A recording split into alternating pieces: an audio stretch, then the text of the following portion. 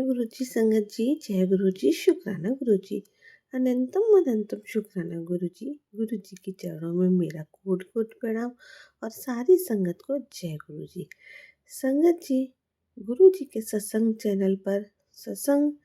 Channel पर आप सभी को का स्वागत है। इस चैनल पर आपको गुरु जी के सत्संग सुनाए जाते हैं। संगत जी अपना अपना सत्संग बाकी संगत जी के साथ शेयर करते हैं।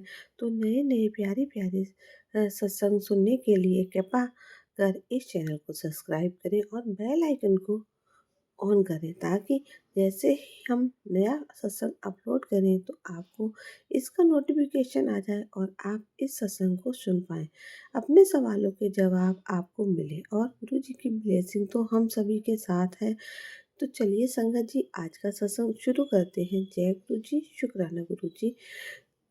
सत्संग शुरू करने से पहले एक बार आप सभी लोग मेरे साथ मंत्र जाप करें। ओम नमः शिवाय, शिव जी सदा सहाय। ओम नमः शिवाय, गुरु जी सदा सहाय। जय गुरु जी, शुक्राना गुरु जी। संगत जी, जय गुरु जी। गुरु जी के चरणों में मेरा कोट कोट प्रणाम। आज अमृत वेले में करीब 4 सवा 4 बजे मैं गुरु जी के आदेश पर अपना शुक्राना सत्संग शेयर कर रही हूँ।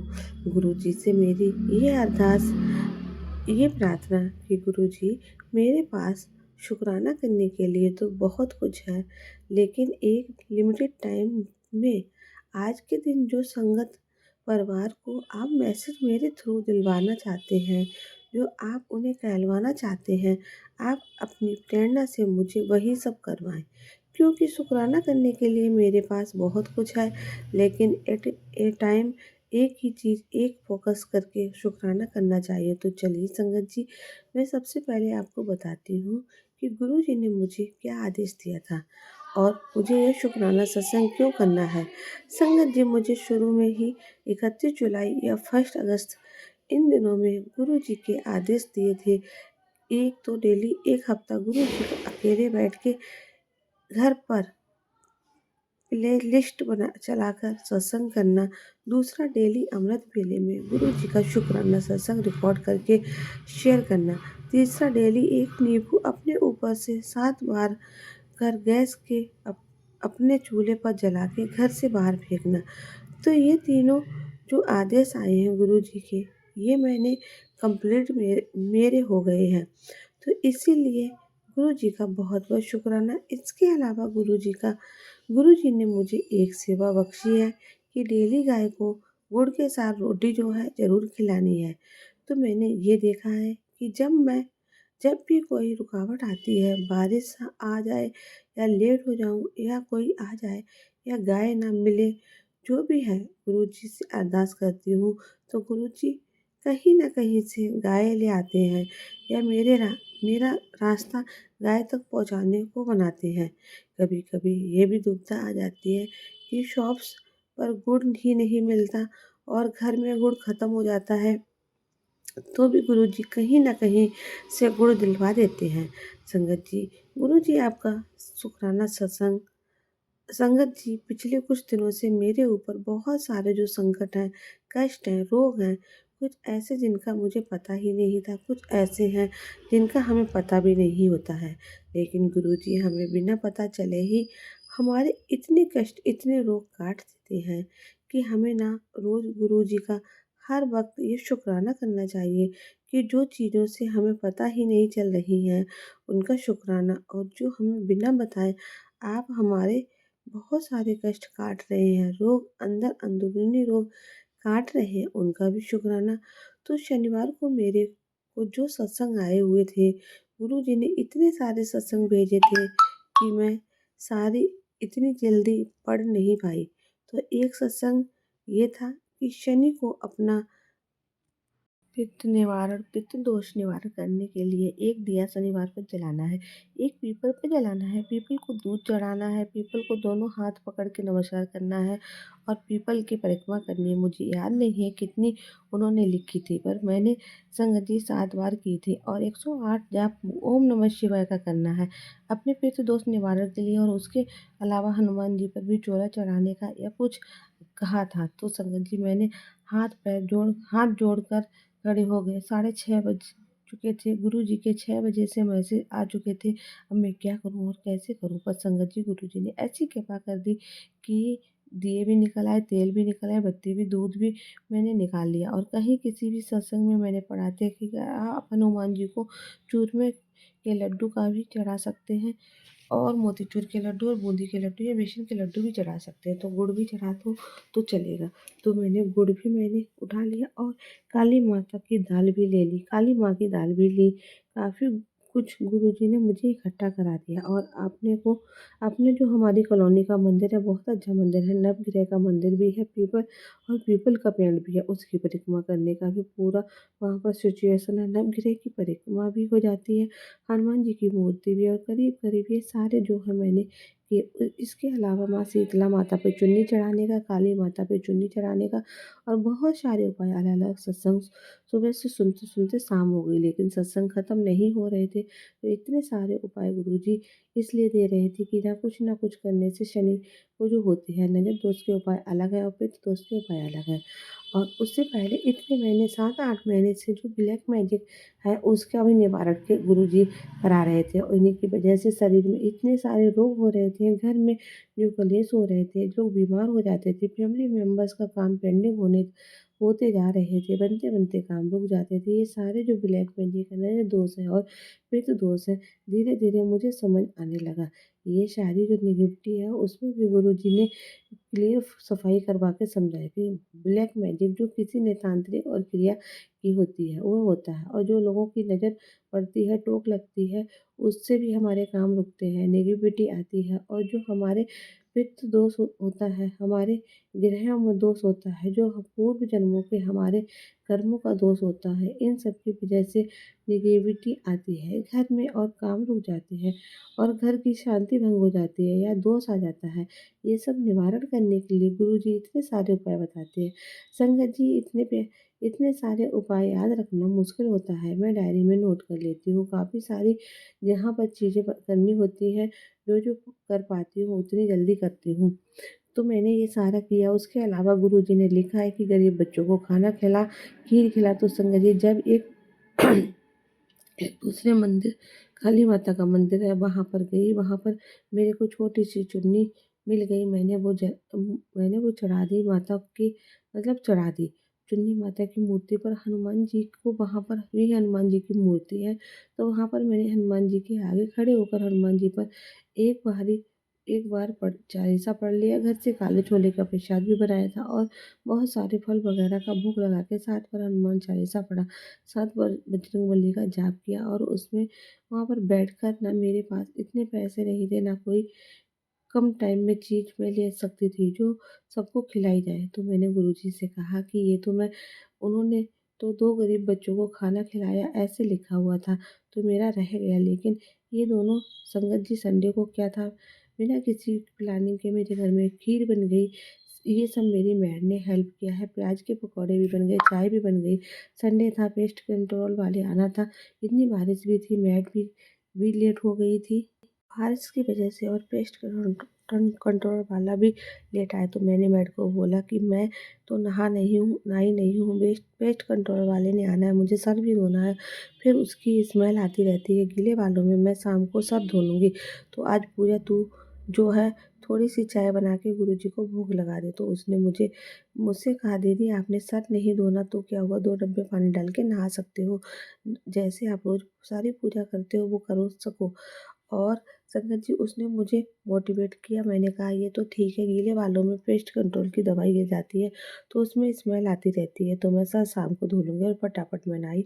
और जैसे रूटीन में मैं आजकल जो फॉलो कर रही हैं वो भी आप सबसे शेयर कर रही हूँ। शायद गुरुजी चाहते हैं कि वो सारी संगत जो रोज रोज रोग से पीड़ित है उनको कहीं ना कहीं उन्हें फ़ायदा होगा। संगत जी मेरे ड्राइंग रूम हॉल में गुरुजी के 5 स्वरूप हैं। सबसे पहले मैं वो सारे टेबल को साफ करके उससे एक अलग कपड़ा रखा हुआ है।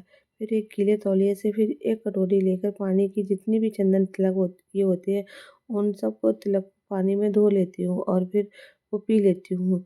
उससे मेरे शरीर के अंदर जो कष्ट है, जैसे कि गुरुजी ने मुझे बताया कि इतवार को ये कहा कि तेरी लाजवाब बीमारी दूर हो सकती है कि शुक्राना कर। और इसी वजह से मैं शुक्राना सत्संग से कर रही हूँ और वो चीज़ों का शुक्राना करने के लिए उन्होंने कह रखा है। लेकिन बहुत बड़ी बात है कि सत्संग उन्होंने 3-4 अलग-अलग सुनवाई संडे वाले दिन, और मुझे ये समझ आया कि मेरे ऑलरेडी ए एम्प्लॉयमेंट में कुछ ऑर्गेन्स में थोड़ी-थोड़ी कैंसर की शुरुआत हो चुकी थी। लेकिन गुरुजी ने इतने जल्पेशाद से या जो चीज़ों से बताने लगती हूँ वो पिलवा के या कैसे भी मेरे कैंसर को उन्होंने इन्फेक्शन में कन्वर्ट कर दिया है गुरुजी। कि काफ़ी महीनों से मुझे लोअर एंडोमेन में दर्द हो रहा है। कभी वो नॉर्मल डिस्चार्ज होने लगता है, कभी बिल्कुल 40 रुक जाती है, शुशु भी रुक जाती थी। और जब किसी चीज़ को वो अंदर से निकलवाते हैं या ब्लैक मैजिक की वजह से शायद या ज़्यादा से सारी प्रॉब्लम ये लोग उन लोगों को हो रहे हैं जो ब्लैक मैजिक के पीड़ित लोग हैं, जैसे कि मैं भी हूँ। तो अंदर वो सारी लोग क्रिएट करने के लिए जो ब्लैक लोग ब्लैक मैजिक कर रहे होते हैं ना, मरण क्रिया भी करते हैं, मतलब बहुत बड़ा करते हैं। अब मैं ब्लैक मैजिक के बारे में नहीं बात करना चाहती, तो संगत जी आज गुरुजी कुछ कष्ट काटते हैं तो मैंने देखा ये सब एक नॉर्मल प्रेशर में सुसु आ जाता है, एक एनमोर्न प्रेशर में पॉटी आ जाती है। जब आप सत्संग सुनते हैं और जल प्रसाद पीते हैं तो मेरे को फील होता है कि गुरुजी ने ये सत्संग सुना के मेरे अंदर से कोई नेगेटिविटी को बाहर निकाला है, ये फील होता है। और ये संडे को मुझे फील हुआ था।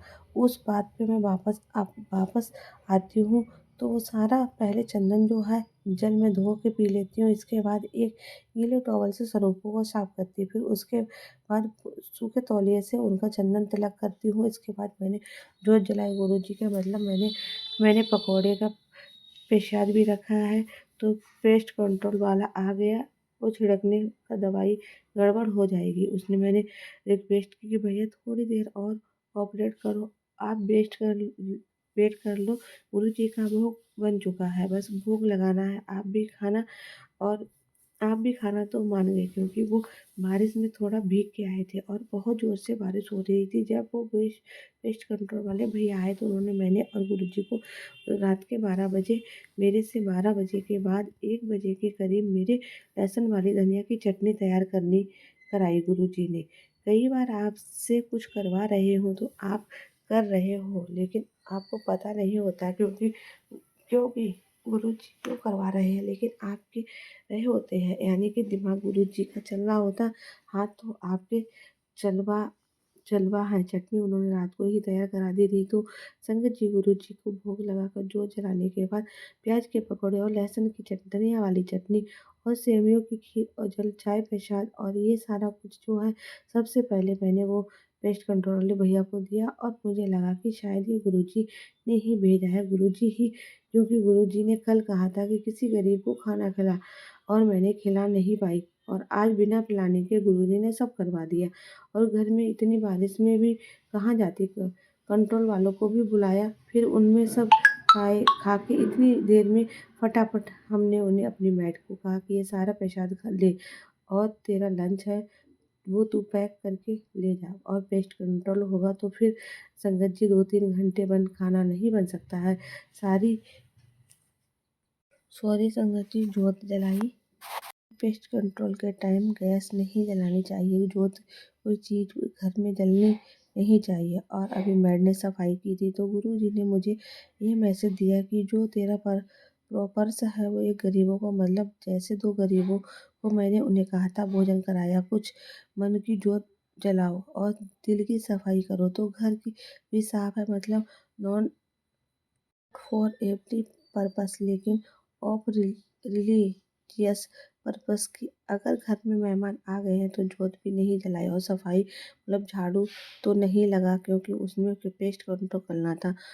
उसको खिलाया, मैड को मैंने खिलाया, और उनके जाने के बाद फिर से बेल बच्ची, बारिश भी हो रही थी तो एक और ब्लाइंड स्कूल के जो आ गए चंदा लेने के लिए, वो मछली चंदा लेने संडे को ही आते हैं। तो मैंने उनसे पूछा खीर खाओगे, तो एक लड़का जो मनी क्लेंट करता था वो तो नॉर्मल है, और एक साथ में जो जरूर ब्लाइंड स्कूल का एक वाइंड कलेक्टर लेके आता है। तो मनी कलेक्ट कर रहा था तो कहता है तो मैं तो खाता हूँ आंटी, ये नहीं खाता। तो मतलब उसकी ब्लाइंड था। मैंने कहा कि ये क्या खाएंगे, खट्टा खा लेंगे या मीठा खा लेंगे खुश होके। बोलते आंटी संगत जी मैंने उनको खीर भी दी, मट्ठी भी दी और जो दक्षिणा उनको देनी थी वो भी दे दी। मेरे मन में एक भाव था कि शनिवार को पितृ दोष निवारण के लिए गुरुजी ने कहा था कि 2 बच्चों को खीर खिला और भोजन करा। उन्होंने भोजन भी करा दिया, खीर भी खिला दी। और उस दौरान हुआ क्या, इधर पेस्ट कंट्रोल वाला पेस्ट कंट्रोल कर रहा था। एक महाराज जी हैं जो शिव पुराण की कथा वाचन कर रहे थे किसी दूसरी कॉलोनी के मंदिर में, और उनका डेली मैसेज आ रहा था कि आप आकर शिव पुराण अटेंड करो। और मैं नहीं जा पा रही थी बेसिकली बारिश की वजह से, बहुत तेज उस वक्त बारिश हो रही थी। मंदिर काफ़ी दूर, पैदल नहीं जा सकते थे। बैटरी रिक्शा बारिश में कोई नहीं मांगता। तो उन्होंने फ़ोन पर बहुत इतने फ़ोन किए और फिर मैंने को उठाना पड़ा और उन्होंने कहा आज गणेश उत्सव है, आप सबको आना है। संगत जी वो तो कथावाचक हैं, गौशाला चला रहे हैं और गौ सेवा के लिए धन इकट्ठा करने के लिए शिव पुराण का पाठ करते हैं, और जितना भी पैसा इकट्ठा होता है वह गौ सेवा पर लगाते हैं। तो गुरुजी ने मुझे प्रेरणा दी कि ये सामने से जो फ़ोन आया है तो वहाँ पर जा और गुरु जी जो गौशाला है उसके लिए कुछ दक्षिणा देकर आ, चंदा देकर आ। ये तो मेरा शुक्राना होगा। एक जो इलाज बीमारी जो मेरे जैसे उन्होंने समझा कि कैंसर बन रहा है, इसके लिए मैंने इन्फेक्शन के रूम में चेंज करके तकदीर करके उनको मैंने तेरे कष्ट रोग को काट दिया है। तो गुरु जी का बहुत बहुत शुक्राना। जो चीज़ें गुरु जी ने आज संगत जी के मैसेज देने थे, शायद वो जिस संगत को देने होते उन्होंने दिलवा दिया। और संगत जी ये सत्संग सुनाते हुए मुझे जो भूल हुई होगी, मेरे से जो गलतियाँ या दोष जो हो गया होगा, गुरु जी माफ़ करना, संगत जी माफ़ करना। अब मैं अपने वाणी को यहीं विराम देती हूँ। ओम नमः शिवाय। शिव जी सदा सहाय। ओम नमः शिवाय। गुरु जी सदा सहाय। जय गुरु जी। शुक्राना गुरु जी। संगत जी अभी अगर आपके पास भी कोई शुक्राना सत्संग है तो लिख कर भेज सकते हैं, रिकॉर्ड करके भेज सकते हैं। डिस्क्रिप्शन में व्हाट्सएप नंबर दिया गया है। तो मिलते हैं आपसे अगले सत्संग में, तब तक के लिए जय गुरु जी। शुक्राना गुरु जी। अनंतम अनंतम शुक्राना गुरु जी। ओम नमः शिवाय। शिव जी सदा सहाय। ओम नमः शिवाय। गुरु जी सदा सहाय। जय गुरु जी। शुक्राना गुरु जी।